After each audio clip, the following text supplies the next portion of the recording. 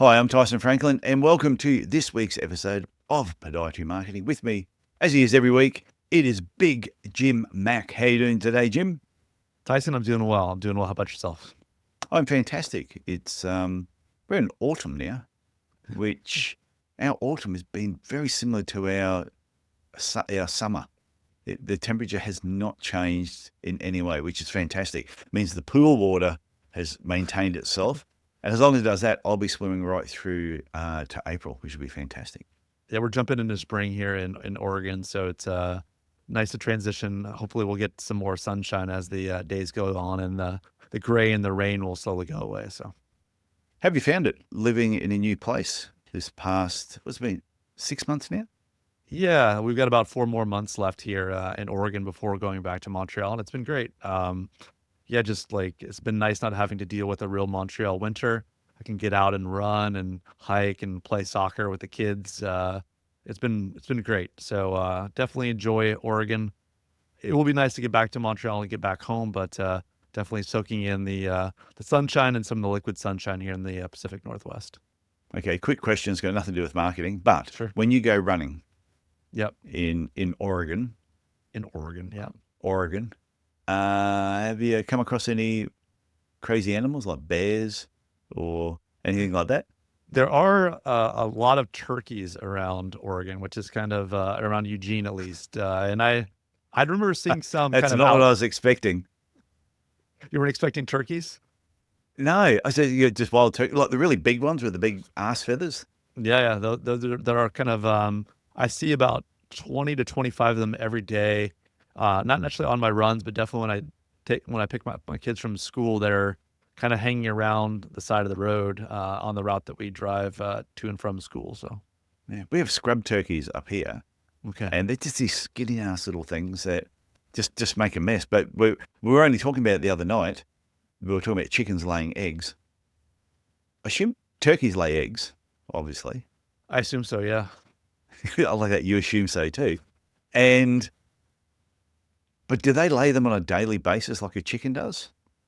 I don't think so. I think they're more seasonal as well. Kind of it's kind of leeway into today's topic, but I don't think based on the size of the turkeys, you definitely can tell some are more juvenile than the adults. But I don't.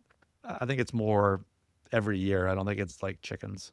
Yeah, and people are asking why are we talking about turkeys? But this is a good segue into today's topic, which is Our topic is kind of talking about the overall seasonality of podiatry marketing. I think occasionally I'll talk to some of my clients, and there's some lulls, there's some hot times, there's some different kind of seasonality to the practice at times, and part of what I offer is for marketing and what I try to work with the practices that I do work with is how can we kind of smooth out some of those low times into to making them more profitable and busier for the clinics I work with. So we'll kind of get into some of the common pitfalls that I see with some of the clinics I work with, and how you can be proactive and avoid it with scheduling and working closely with your marketing provider.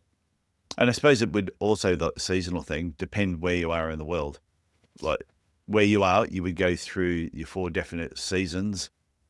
Where I am in Cairns, it's either hot or it's hot and wet. No, absolutely. I would say like if you live in somewhere like Hawaii or in North America, you're like in Florida or somewhere warm in Southern California, maybe, it's not quite the same. You don't Yeah, necessarily have to deal with distinct seasons, but, you know, it's not only necessarily seasons when it comes to weather, but it can also be, I find a lot, sometimes it's patient behaviors, that maybe oh, people are going to true. be going skiing and they need orthotics and stuff. And maybe even they live in a warm area. They want to go to Colorado or out north of Montreal, Mont Tremblant or something. You also have to deal with, in the US at least, insurance cycles. Generally, most healthcare plans and insurances have pretty large deductibles. In order to have the insurance pay for your care, you may have 1,000, 5,000, or $10,000 deductible that has to be met before you can receive care from your healthcare provider. So, understanding that kind of potential obstacle and there's also the lifestyles of the patients, right? Are you living in a place where you get a lot of, winter, people kind of fly south, head south in the wintertime? Are you seeing Yeah, certain patient demographics more certain times of year than others? So we'll get into some of these in more depth, but that's kind of a general overview. Okay, I suppose school holidays would also play into it. Yeah, school holidays, people coming back, in the US, a lot of, undergraduate or university students will kind of, they'll go to their university town and then come back home in the summertime. So, that could be an opportunity as well during the summer to maybe, you know, have something that's tailored more for those active, younger people or ingrown toenails or things like that that you usually find with that younger population. Okay, so where do we start? What's the first seasonal thing you want to talk about, or Yeah, seasonal so trend? Yeah, so I'd say that like the first kind of seasonal trend or the kind of first seasonal topic is kind of, it starts with kind of knowing where you're at. Where's your clinic located at? Like we talked about previously, it's important to kind of recognize what patterns are unique to your practice. If you're in Florida, like you said, maybe there's no, it doesn't really matter. It's going to be warm and sunny there all year long, and people are going to step on things on the beach and that kind of stuff. But just Mm. knowing, what type of clientele and, are there going to be, more seniors there in the wintertime? Are there ways to appeal to those visiting seniors when they need to have, because if someone has, needs a diabetic doctor, needs diabetic foot checks, needs to have, those kind of more things that are kind of more maintenance care.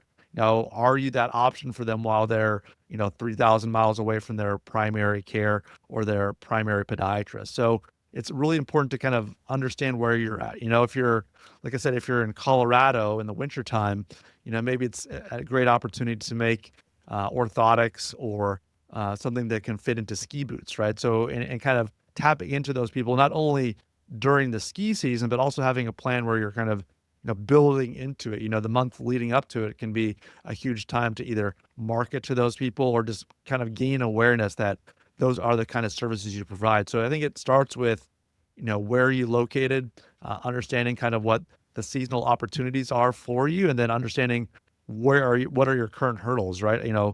I've worked with some different clinics kind of in the Midwest, and they run into that, the deductible not being met in January and February, and that leads to what they feel is like a slower time because also, October, November, December, people have generally met their deductible and they want to be seen and have surgery immediately. So you get these clinics that have very successful ends of the year, and then that first quarter of the year feels a bit of a bit dull and a bit under kind of profiting or kind of under kind of generating revenue, kind of from what they were used to that last 3 months of the year. So it's important to kind of look at your books, look at your patient population, look at kind of what seasonality and challenges do you have in your local area is kind of the best place to start.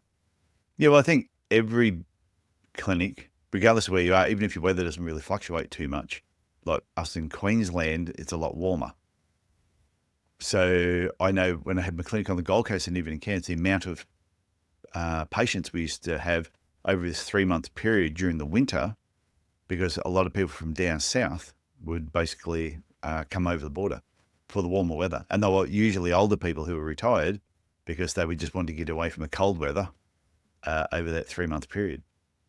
No, absolutely. Like the snow, they call them snowbirds, like in North America, people that, even people from Canada will head down to Florida for, Yeah. three to, they can stay in the US generally for up to 180 days, until the tariffs and all the drama happened between US and Canada, at least until recently. Maybe that will Uh, change. But I think is America still going to call Canada Canada, or are they going to call it North America? that that's a great question. I guess things will get figured out, but we'll see what happens Uh, there. that's what I say. Hey, but your deductible thing that you keep talking about. Sure. So does that mean if I lived in America, for example, I have to spend a certain amount of money first? And if the insurance company goes, Tyson, you spent $5,000 on your health this year. Now everything you spend after that, we will help look after that. Is it a percentage or is it the whole thing?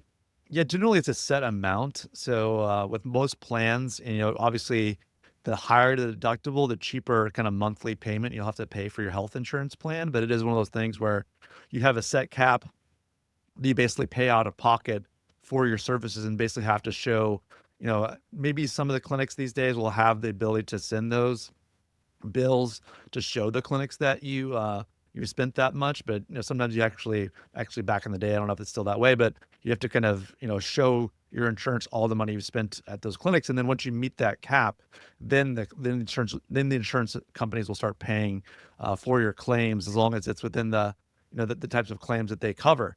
Yeah. And why that's important for a clinic, obviously, that barrier is potentially there. So what kind of, things can you do to shift that around, or to, change your marketing in a way that will still attract patients during that maybe lean time during January, February, and March? And, obviously people are going to be less prone to kind of go for, kind of elective appointments or elective surgery. So maybe it's time to shift to things that are more urgent in nature.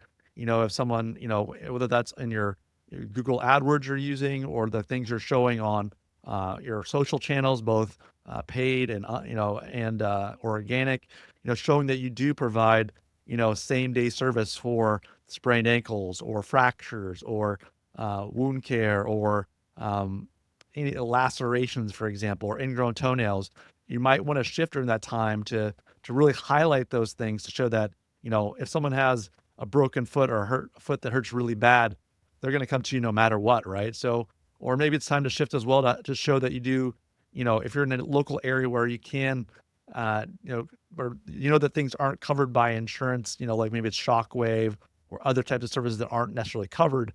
Maybe that's a great time to go ahead and kind of show off those different services, because if something elective and people are going to, if they can wait, they're going to really wait a long time to be seen by you. So advertising on kind of elective care is probably not the best move during those kind of lean early months in the year.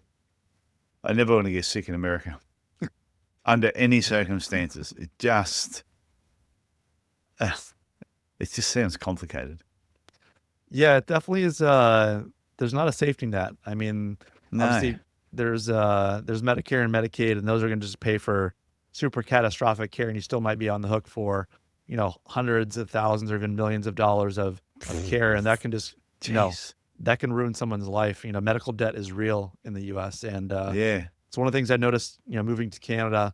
Maybe we don't have the fastest elective care for certain procedures and those things, but there is some peace of mind knowing that, there is a safety net.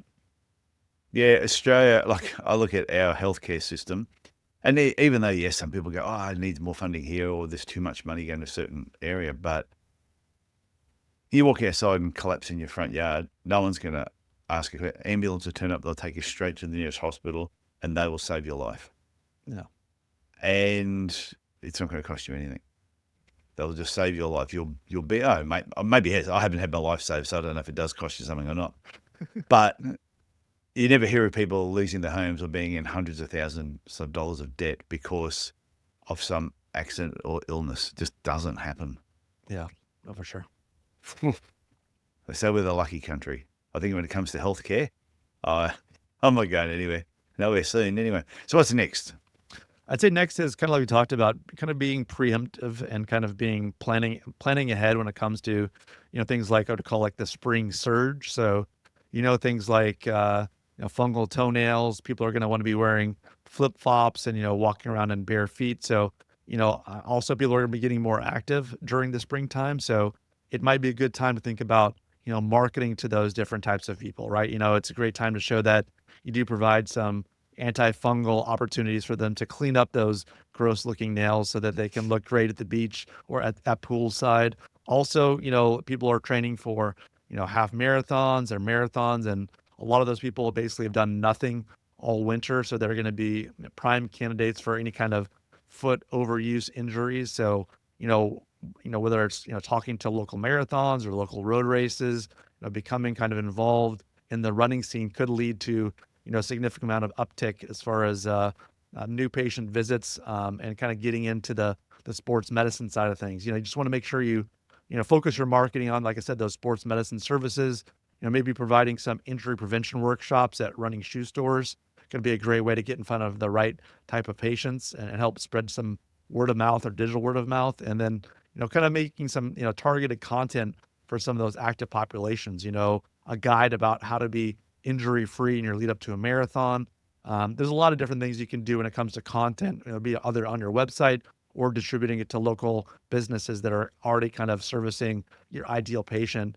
There's a lot you can do kind of in those, winter to spring transition. Yeah, and it was something you said then too, just about the planning of it, and it's like it's really thinking. They said it's coming up to spring. What happens in spring?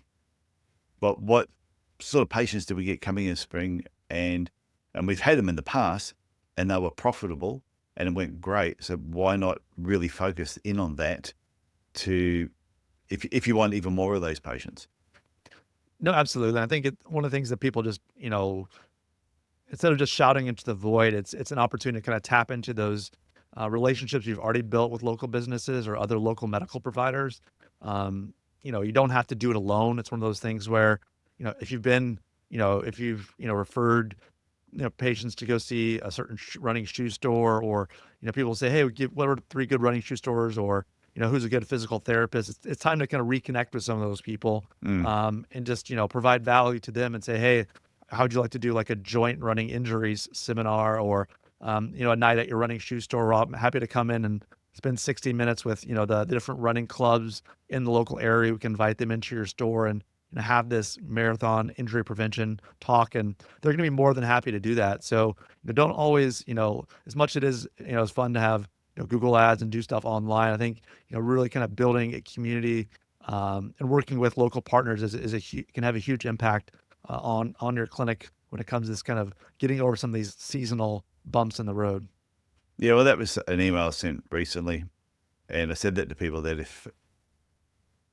if digital marketing didn't exist, how would you market your podiatry clinic? If it didn't exist, what would you do? And I think part of this, what you're talking about then about getting involved with other people, and whether you put together an injury prevention talk and you team up, or you're going out to a shoe store, there's a lot of legwork you can do. And I think all that sets a really good foundation. So then if you are then doing digital marketing on top of that, it makes it even better. No, absolutely. It's just a matter of like having kind of a well-formed marketing plan in general, right? It's like not like we talked about in many previous podcasts.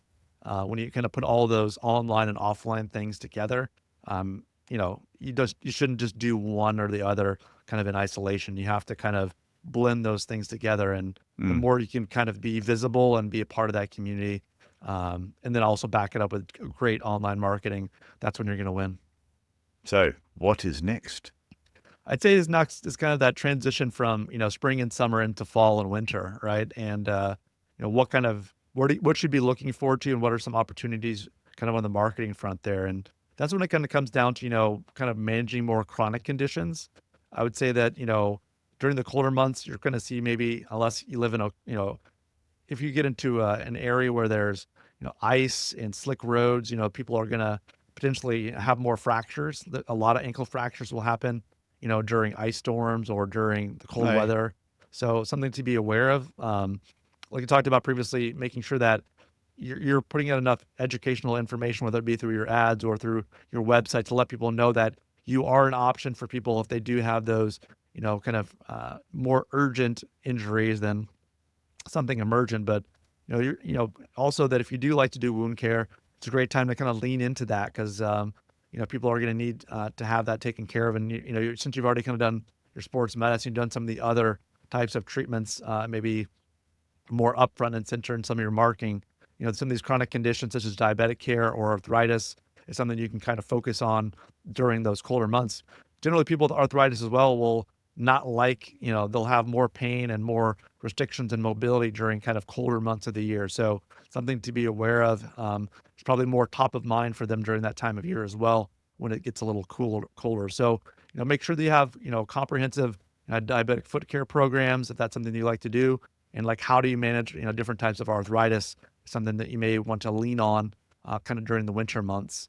Also, you can also, if you're really more into sports medicine, you can help patients transition to, going from their outdoor activities. If you're somewhere where it's going to get cold and snowy in the wintertime, kind of helping them understand what some of the options are as far as exercise during the cold winter months, and kind of injuries to avoid or things to consider during the winter time. Because, I've run outside in the snow and the ice, and you slip and you fall and you can do all kinds of stuff. But, just kind of helping educate your patients about what are some different forms of exercise is something that will not only benefit you, but maybe benefit some of your local partners as well, like we talked about. That's good. It's a good tip too, because it's like I said, you where you are, you have those extreme weather condition changes, from snow from snow to being like really hot. So so I can actually see a person. There wouldn't be a lot of patients that do a certain activity and they're doing that all year round, like running. Like when it's really snowing, do you go out there and run or? Yeah, so I've had to kind of change things up because I've had some, I would say nasty falls, but I've had friends who have broken bones out in the wintertime when they're running Oh, on the snow and because the of ice. slipping. Of slipping, yeah, I had a friend kind of bust up and fracture his kneecap, had a patellar fracture that required surgery. So I generally will kind of, as much as I dislike it, during the colder winter months, I'll go from mostly running and some lifting to indoor biking, still some lifting, and then maybe time on the treadmill. Okay. I really don't like treadmills that much, to be honest, in the Yeah. wintertime, but it's the most running specific type of exercise you can do. So I'll still do it a few times a week. But it's funny when you talk about the slipping part. We have more slipping probably here in Cairns during summer because of all the rain, and sometimes Sure. footpaths get moldy, Yeah. and you can be going around that corner, you hit the mold, and your feet will go out from underneath you. So it is just being aware of that. No, I mean sometimes that first rain after it's not rained for, a couple of weeks can kind of cause there's like a, at least in Montreal, there's can be like a thin film of like kind of, I don't know, like gas or petrol or oil, and then the water, Yeah. and it can be really, really slippery. Sometimes even, the first couple of months of when it goes from winter to spring, they usually in Montreal, they'll use, not only will they use, rock salt, but they'll also use like small finite kind of rocky particles, like to kind of help clear off and melt the snow. But what happens when the snow is all gone, before they can kind of brush away that those kind of small rocks, is that can also be super slippery. Like you said, you try to do a 90-degree turn and you put your foot in the wrong place and you lean the wrong way, and all of a sudden you're on the ground. So it's Yeah. definitely, definitely something I'm more aware of as I'm getting a little bit older. But definitely, I don't want to. I'd like to limit the number of fractures I have to deal with, whether it's in the springtime or the winter. Yeah. And I suppose too, you'd be looking at festive footwear, or if people are traveling. No, for sure. Like, you got to be careful. Things, people can step on things. Obviously, people are wearing, maybe people are a little bit more conscious about wearing good footwear, but there's holiday parties. People are wearing, and dancing and doing all kinds of stuff in, 3 to 4 inch heels, and maybe that's going to lead to some potential injuries and foot pain. So it's definitely something you can kind of work into your marketing plan. It's funny because it's everything you're talking about. I'm seeing it from the exact opposite when you talk about the type of footwear they'd wear. Whereas when you're in the tropics and you're in really warm weather, it's more about the footwear they're not wearing. The Yeah, thongs. going bare feet. Yeah, and the thongs, the ones between your toes, not between the cheeks. Yeah, and your bum, and between your bum cheeks. And it's funny you're talking about because it will be when we have really great weather here. People on weekends will put their thongs on, will walk around in them all weekend, and they go for long walks and they go on holidays, and then they wonder when after a week holiday they come back and their ankles are swollen, the balls of their feet are sore, they got knee problems, and because they're so used to wearing footwear at work, and then they're either bare feet or they're wearing non-supportive thongs. So it's funny. Just you're talking about footwear for winter, but as soon as you say that, I'm thinking footwear at summer. I'm the yin to your yang there, Tyson. Yeah, So we are the exact opposite. It's so. What about to wrap this up? What are your final strategies? yeah, to wrap it up, I'd say just like kind of like there's obviously seasonal aspects of your practice that you really need to get on top of, but you need to have that core baseline of leveraging kind of digital marketing and patient education is at the core of things, right? And knowing when are those right times. So you can utilize digital platforms to really disseminate timely content that's aligned with these different seasonal trends. It's a matter of kind of being, having a plan, kind of executing that plan with whoever you're working with and doing your marketing, because there's going to be different topics that come up at different times of the year on different ends of the world, right? So Yeah, just to ensure that your practice is ranking well for season specific foot care searches. These are easy blog topics, right? So these are easy topics to put on in your newsletters, and on your blogs, on your social media, to really help educate and be proactive with the foot health of those people you treat throughout the year. So when you align your marketing strategies with these kind of seasonal insights, the way your podiatry practices can be better.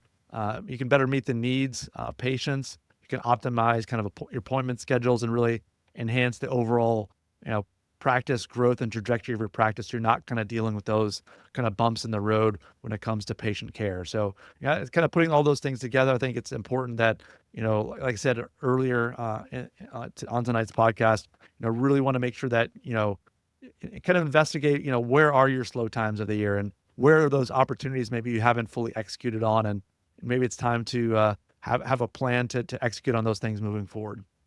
Yeah, and it goes back to something I said earlier, and I've spoken about in my marketing workshops when I've done the 12-week reboot. I talked about, with my coaching clients about having a yearly marketing plan is looking at your year and knowing when the seasons are and what things are coming up, and using your yearly marketing plan as like a bit of a roadmap on what you need to be preparing for and getting things ready. Don't think about it, oh, it's now April, what do we do? Yeah, it's now June. What are we going to do this month? You should have thought about that months ahead of that. So when you actually get to that month, you can just pull the trigger and bang, you're off and running. I couldn't agree more. It is all about kind of knowing those trends and planning accordingly ahead of time.